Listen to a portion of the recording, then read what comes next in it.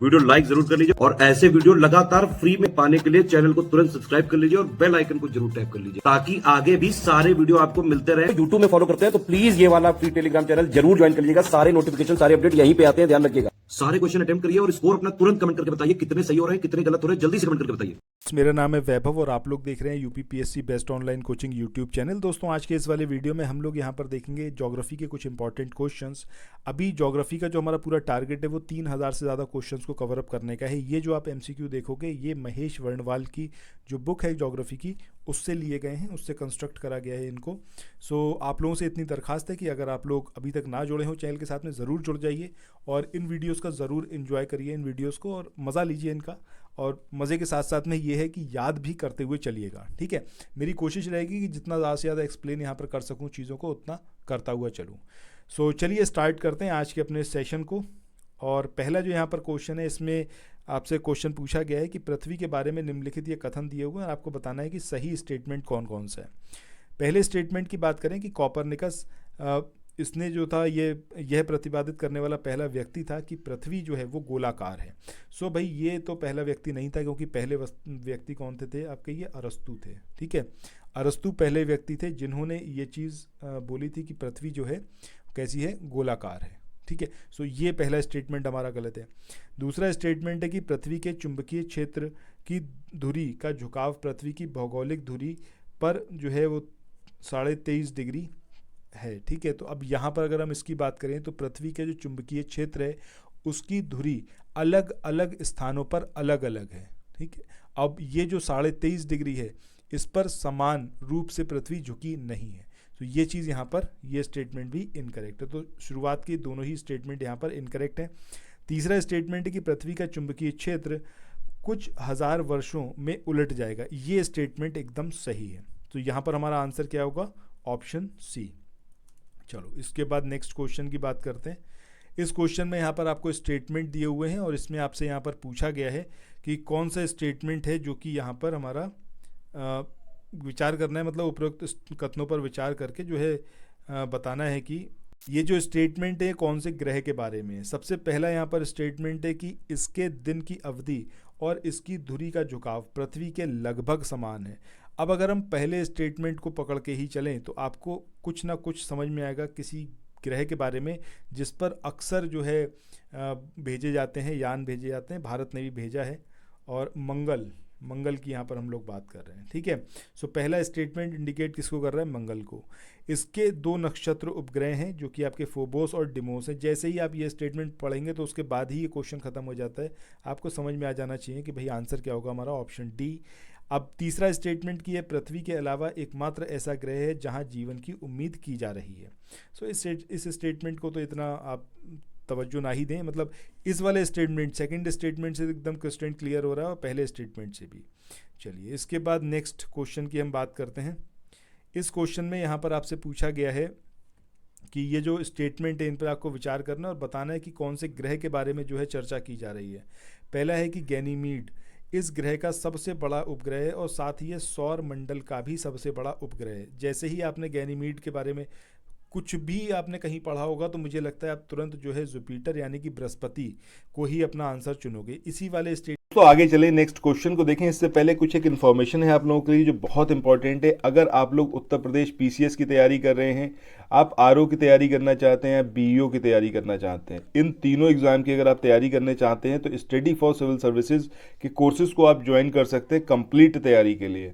ये one stop destination है, यहाँ पर आपको सब कुछ मिलेगा जिसमें स्टडी मटेरियल रहेगा, टेस्ट सीरीज रहेंगी, पेड क्विज रहेंगी, सब कुछ आपको एक ही जगह पर मिलेगा और ये सब कुछ सफिशिएंट होगा आपके एग्जाम को क्रैक करने के लिए, एग्जाम को निकालने के लिए। लेटेस्ट ग्रुप स्टार्ट हो चुके हैं और उन ग्रुप में आपको एडमिशन लेने के लिए सिंपली जो ये नंबर मैं आपकी स्क्रीन पर लिख रहा हूँ इन नंबर्स पर आप कॉल कर सकते हैं। 8564880530 इस नंबर पर आप संपर्क कर सकते हैं। इसके अलावा 9696066089 इस नंबर पर कांटेक्ट कर सकते हैं या फिर आप 7523864455 इन तीनों में से किसी भी नंबर पर कॉल करके आप हमसे संपर्क कर सकते हैं और ये लेटेस्ट ग्रुप जो है इसमें आप एडमिशन ले सकते हैं।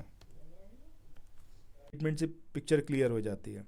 और इसमें ग्रह और तारे दोनों की ही विशेषताएं हैं क्योंकि इसकी अपनी रेडियो ऊर्जा भी है। तीसरा स्टेटमेंट, दूसरा भी स्टेटमेंट आपका किसको इंडिकेट कर रहा है? बृहस्पति को। तीसरे स्टेटमेंट की बात करें कि इसमें बड़ा लाल धब्बा है जो माना जाता है कि ग्रह के वातावरण में एक जटिल है। ठीक है, तो सही आंसर यहाँ पर हमारा क्या होगा? ऑप्शन बी, यानी कि हम बात कर रहे हैं जुपिटर की। इसके बाद अगले क्वेश्चन की बात करते हैं।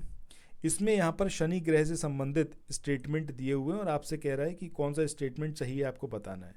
पहला यहाँ पर स्टेटमेंट है कि टाइटन ये शनि का जो है सबसे बड़ा प्राकृतिक उपग्रह है और जिसका आकार जो है बुध के बराबर है। दूसरा स्टेटमेंट है कि शनि को गैस का गोला जैसा ग्रह भी कहा जाता है। अब इन दोनों ही स्टेटमेंट की बात करें तो आई होप कि आपको एकदम पिक्चर क्लियर होगी कि भैया टाइटन जो है ये शनि का सबसे बड़ा प्राकृतिक उपग्रह, एकदम सही बात है। और ये जो है इसको गैसों का गोला भी बोला जाता है। This statement is also correct. So answer क्या आएगा हमारा? ऑप्शन सी, यानी कि 1 और 2 दोनों ही यहाँ पर सही हैं। इसके बाद अगले क्वेश्चन की बात करें। इस क्वेश्चन में यहाँ पर आपसे पूछा गया है कि ये जो स्टेटमेंट है इनमें से कौन सा सही कथन है। पहला है कि वरुण को लेटा हुआ ग्रह के रूप में भी जाना जाता है। वरुण जो है उसको लेटे हुए ग्रह के रूप में भी जाना जाता है। सो अब यहाँ पर अगर हम बात करें कि वरुण को जाना जाता है, बिल्कुल गलत। क्यों? क्योंकि जाना जाता है किसको? अरुण को। ठीक है, अरुण को जो है लेटे हुए ग्रह के रूप में जाना जाता है। पहला स्टेटमेंट इनकरेक्ट हो गया। इसके बाद अरुण के वायुमंडल में मीथेन गैस जो है ये पाई जाती है, तो ये यहाँ पर सही है। इसके बाद चूंकि प्लूटो की कक्षा नेपच्यून के साथ मेल खाती है इसलिए इसको जो है बौना ग्रह माना जाता है। This is also correct. ठीक है, सो यहाँ पर जो है ये दोनों ही हमारे सही स्टेटमेंट है। आंसर क्या आएगा? ऑप्शन डी, यानी कि सेकंड एंड थर्ड। पहले प्लूटो को भी एक ग्रह के रूप में माना जाता था, लेकिन 2006 आई थिंक 2006 की वो बात थी जब पूरा एक कॉन्फ्रेंस हुआ था, उसमें जो है इस चीज़ के बारे में डिसाइड किया गया कि ये जो है एक ग्रह के रूप में नहीं इसको आगे कंटिन्यू कराया जा सकता। रीज़न बीइंग कि इसका जो इसकी कक्षा है, ठीक है, वो नेपच्यून के साथ मेल खाती है, इसलिए प्लूटो को जो है ग्रह के उससे हटाकर इसको बौने ग्रह के रूप में स्थापित किया गया।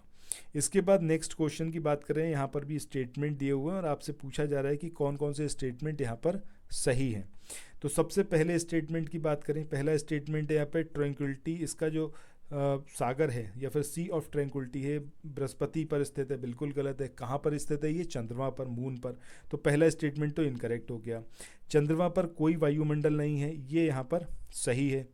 इसके बाद नेक्स्ट स्टेटमेंट की बात करें कि ब्लू मून परिघटना तब होती है जब एक ही कैलेंडर में लगातार 2 महीनों में 4 पूर्ण चंद्र ग्रहण दिखाई, मतलब 4 पूर्ण चंद्रमा दिखाई देते हैं। सो ये जो ब्लड मून की बात है, तो ये इसका मतलब क्या है कि एक पंक्ति में होने वाले 4 चंद्र ग्रहण को जो है क्या बोला जाता है? ब्लड मून कहा जाता है। और एक पंक्ति में 4 फुल चंद्र ग्रहणों की इस दुर्लभ घटना को क्या बोला जाता है? लूनर टेट्रोइड बोला जाता है। तो ये जो यहाँ पर बोला गया है ये लूनर टेट्रोइड के बारे में बोला गया है, तो ये स्टेटमेंट भी इनकरेक्ट है। इसके बाद फोर्थ स्टेटमेंट है कि जब किसी भी वस्तु को पृथ्वी से चंद्रमा पर ले जाया जाता है तो उसका वजन जो होता है वो घट जाता है। ऑब्वियस सी बात है, जब वहाँ पर यहाँ के कंपैरेटिवली जो ग्रेविटी है, ग्रेविटी 1/6 हो जाती है मून पर, ठीक है, पृथ्वी की ग्रेविटी का 1/6 गुना हो जाती है। तो उसके बाद ऑब्वियस सी बात है कि जो वहाँ पर भार वजन होगा वो भी घट जाएगा। सो ये स्टेटमेंट भी सही है। तो आंसर क्या होगा हमारा? Option B. इसके बाद नेक्स्ट क्वेश्चन की बात करते हैं। इस क्वेश्चन में आपको स्टेटमेंट दे रखे हो, आपसे पूछा जा रहा है कि कौन सा स्टेटमेंट यहाँ पर सही है। सो पहले स्टेटमेंट की बात करें कि जो उल्काश में है ये पदार्थ का एक छोटा टुकड़ा होते हैं जिसने बाहरी अंतरिक्ष से पृथ्वी के वायुमंडल में प्रवेश किया हो। एकदम सही बात है। इसके बाद क्षुद्र ग्रह ये छोटे चट्टानी ग्रह होते हैं, जबकि धूमकेतु चट्टानों और धात्विक सामग्री द्वारा एक साथ जमी हुई गैसों से मिलके बनते हैं। तो ये स्टेटमेंट भी सही है क्षुद्र ग्रह के बारे में। इसके बाद धूमकेतु की बात करें तो ये चमकती हुई पूंछ दिखाई देती है, जबकि क्षुद्र ग्रह में नहीं। धूमकेतु में तो एक उसकी चमकती हुई पूंछ दिखती है, लेकिन क्षुद्र ग्रहों में नहीं दिखती। This is also correct. तो ये तीनों ही स्टेटमेंट यहाँ पर सही है। इसके बाद नेक्स्ट क्वेश्चन की बात करते हैं। ये जो स्टेटमेंट है इसमें यहाँ पर आपसे पूछा गया है कि ये जो मतलब आपको कई सारे स्टेटमेंट दे रखे हैं इस क्वेश्चन में, और आपसे पूछा जा रहा है कि कौन सा स्टेटमेंट है जो कि यहाँ पर सही है। सो पहले स्टेटमेंट की बात करें। पहला स्टेटमेंट यहाँ पर हमारा क्या कहता है कि पहला स्टेटमेंट है कि घूर्ण जो होता है यानी कि जो रोटेशन होता है, ठीक है, ये दिन और रात के लिए जिम्मेदार है। ये वाली बात तो एकदम सही है। जो पृथ्वी अपनी एक्सिस पर घूम रही है तो उसकी वजह से ही दिन और रात जो होती है वो होती है। इसके बाद सेकंड स्टेटमेंट है कि अपनी धुरी पर घूमने के साथ ही पृथ्वी एक अंडाकार मार्ग में भी सूर्य के चारों ओर घूमती है। ये वाली बात भी एकदम सही है, ठीक है। सो इस तरीके से देखें दोनों ही स्टेटमेंट यहाँ पर हमारे करेक्ट हैं।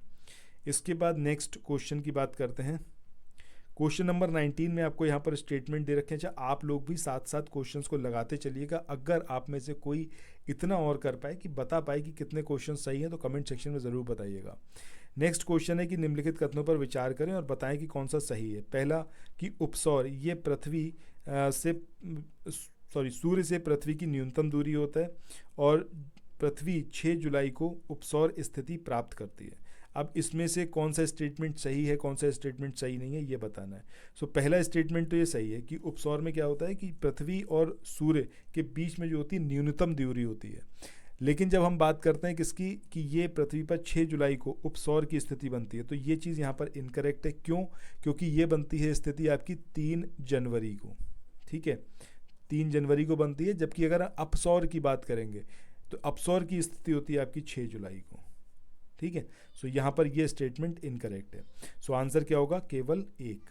इसके बाद आज के इस वाले सेशन के आखिरी क्वेश्चन की तरफ चलते हैं। इसमें आपको स्टेटमेंट दे रखे हैं, आपको बताना है कि इनकरेक्ट स्टेटमेंट कौन सा है। सो पहला यहाँ पर स्टेटमेंट है कि भूमध्य रेखीय क्षेत्र में दिन और रात समान अवधि के होते हैं क्योंकि इस क्षेत्र का आधा हिस्सा हमेशा जो सौर रोशनी है उसको प्राप्त करता रहता है। दूसरा स्टेटमेंट यहाँ पर है कि दोनों ध्रुवों पर दिन और रात क्रमशः 6 महीने तक देखे जाते हैं। दोनों ही स्टेटमेंट यहाँ पर गलत हैं, सही हैं। और यहाँ पर पूछा गया है कि गलत कौन सा है, तो ना तो पहले वाला गलत है और ना ही दूसरे वाला गलत है। दैट मीन्स आंसर क्या होगा? ऑप्शन डी, यानी कि ना तो 1 ना ही 2। सो दोस्तों इसी के साथ अब जो है आज के इस वाले सेशन को यहीं पर एंड करते हैं और फिर मिलते हैं नेक्स्ट वीडियो में। तब तक आप लोग चैनल को सब्सक्राइब करना, प्रीवियस वीडियोज़ को देखना बिल्कुल मत छोड़िएगा, भूलिएगा भी मत। और लाइक का बटन, डिसलाइक का बटन कुछ तो ज़रूर यहाँ पर प्रेस करके जाइएगा। Thank you so much, bye bye.